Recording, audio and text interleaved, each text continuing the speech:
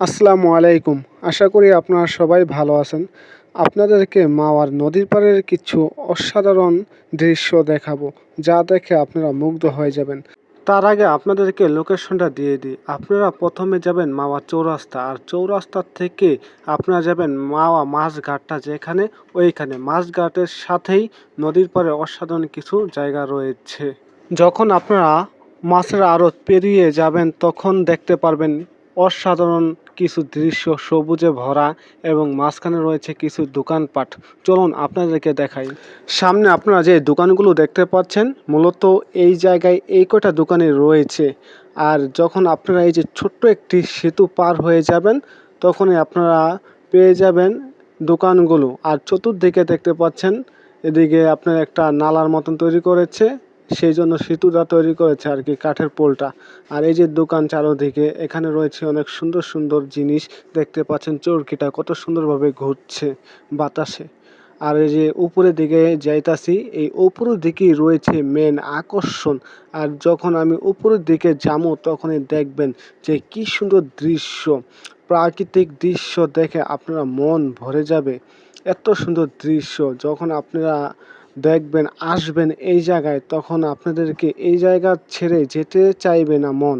মানে কতটা সুন্দর যে এই জায়গাটা, আপনারা না আসলে বুঝতে পারবেন না যে এই জায়গাটা কতটা সুন্দর। ওই যে দূরে দেখা যাচ্ছে আপনার ব্রিজ, এবং সামনে রয়েছে ট্রলার। আপনারা যদি চান ফ্যামিলি নিয়ে এখানে নৌ ভ্রমণও করতে পারেন, বা ট্রলার দিয়ে ঘুরতেও পারেন, ঠিক আছে। আর ওই যে ওদিকে দেখা যাচ্ছে, মানে এদিকে পুরাটা এরকম বেড়িবাঁধের মতন। জায়গাটা দেখতে খুব সুন্দর লাগছে। আপনারা দেখতে পাচ্ছেন খোলামেলা, এবং অনেক মানুষ এখানে দাঁড়িয়ে আনন্দ উপভোগ করছে, এবং কেউ বসে গল্প করছে, আবারও কেউ বসে বাদাম খাচ্ছে। আর ওই যে দেখছেন আপনার পদ্মা সেতু, তো এই দেখেন। আর ওই যে আপনার যে দোকানগুলো দেখছেন, আমরা ওইখান থেকে এসেছিলাম। আর একটু সামনের দিকে যদি এগিয়ে যাই, তাহলে আপনারা আরও ক্লিয়ারভাবে পদ্মা সেতুটা আপনারা দেখতে পারবেন। মোবাইলের মাধ্যমে ঝুম করে পুরো পদ্মা সেতুটা আপনাদেরকে দেখানোর চেষ্টা করছি। আপনারা দেখুন পুরো পদ্মা সেতুটা। আসলে এই পদ্মা সেতুটা এতটাই দীর্ঘ যে প্রায় 6 কিলো প্লাস হবে এই পদ্মা সেতুটা, এত বড়। পদ্মা সেতুর ওই পারের মাথাটা ঝুম করেও দেখা যাচ্ছে না। ঢাকামুখী একটি বাস চলে যাচ্ছে, তো ওই বাসটাকে ঝুম করার চেষ্টা করছি। দেখেন মোবাইলে ঝুম করছি, তাও পুরো ক্লিয়ারভাবে দেখা যাচ্ছে না। আশেপাশে যদি তাকাই তাহলে সবাই দেখি, প্রত্যেকটি মানুষই দেখি ছবি তুলছে এবং মোবাইলে ক্যামেরা বন্দি করছে এত সুন্দর জায়গাটি।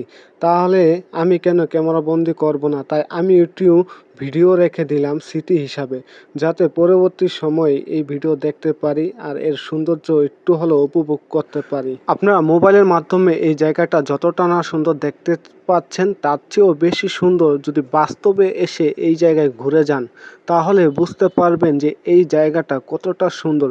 আর আমি যদি বলি, আপনি যদি কোনো জায়গায় ঘুরতে যান, তাহলে এই জায়গাটাকেও আপনার লিস্টে রেখে রাখুন। এই জায়গায় এসে আর কিছু না পান, কয়েকটি জিনিস বিনামূল্যে পেয়ে যাবেন।